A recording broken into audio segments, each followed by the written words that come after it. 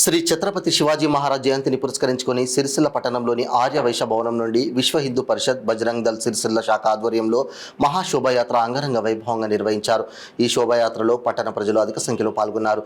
శోభయాత్రలో ఎలాంటి అవాంఛనీయ సంఘటనలు జరగకుండా పోలీస్ శాఖ వారు పటిష్ట బందోబస్తు ఏర్పాటు చేశారు.